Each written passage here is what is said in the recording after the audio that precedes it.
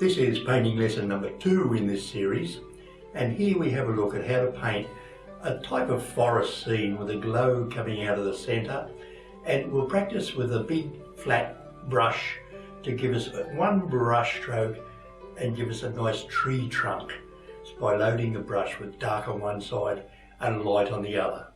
Let's have a go at this, and don't worry if you have to touch it up or things go wrong, we're only practicing. This is another simple exercise, and this time we're learning to use the flat hog bristle brush. We'll learn to double load the brush.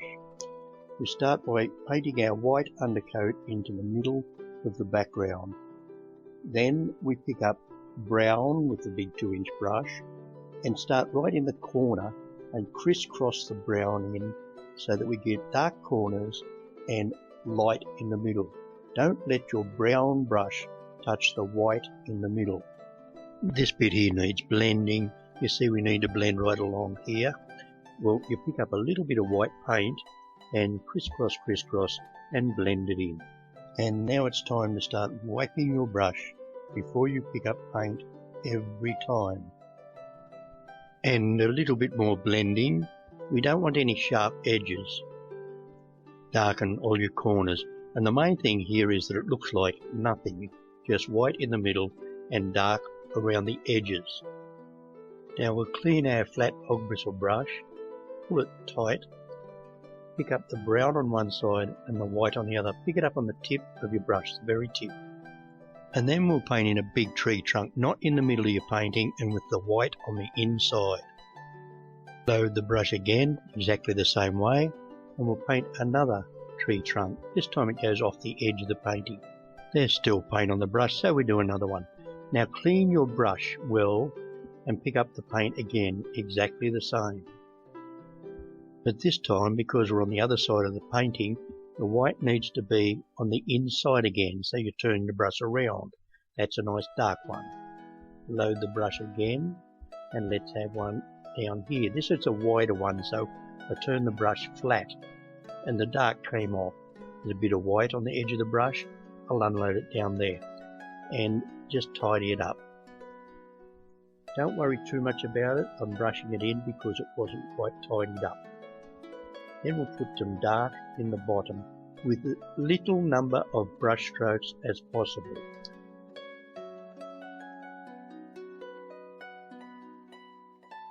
Now with a little fine hairbrush, we'll load it with dark and with light. And then holding it with 2 fingers, you see I'm supporting my hand with my other hand, you twiddle the branches on. That's our first branch. You put your branches where you wish, going into the middle, facing into the middle. There's a wobbly branch. Let's have a dark branch.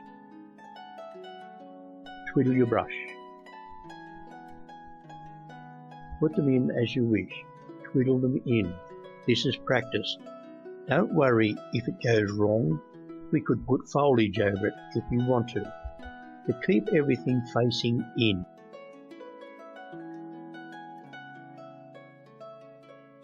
In.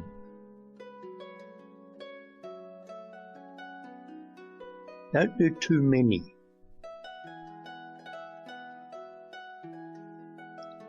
Tidy up around the bottom if needed, and make sure your paint's not muddy here. We need crispy dark paint.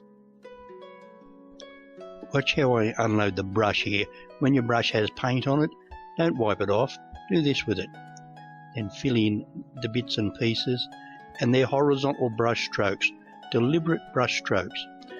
A line up the outside of the tree in dark and a line up the inside of the tree in light will give you contrast and bring your tree forward. Load your little brush with plenty of dark paint and sculpture the thick bits of bark on the bottom of the trees. You can also load this brush with light and dark and paint in light and dark branches. Wipe your brush clean each time and deliberately look at it to see if it's loaded properly.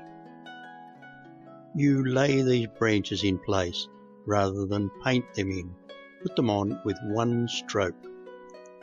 Have a little bit of practice painting these two coloured lines, and with that you can paint the bark that's hanging down off the trees. You put your brush on, pull it down and turn it. Put it on, pull it down and turn it.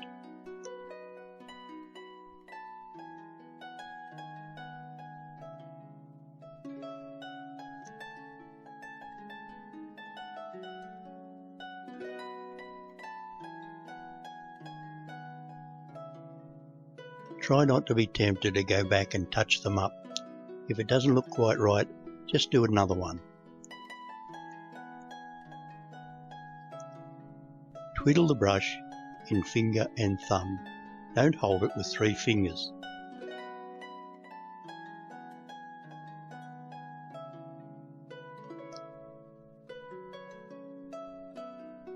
Now we always need dark in the bottom. Place it on with bold brush strokes. This is a dry brush, about a 1-inch brush, and I'll just dab it on the wet paint, and the bristles will turn that paint into what looks like grass, and by flicking it up a little bit you get bigger grass. You have big grass or small grass. Keep your grass facing into the picture, Then I'll load the tip of the brush with a little bit of white and dab it on lightly, and remember everything facing into the picture. The same on the other side, into the picture. Now let's see what we've got.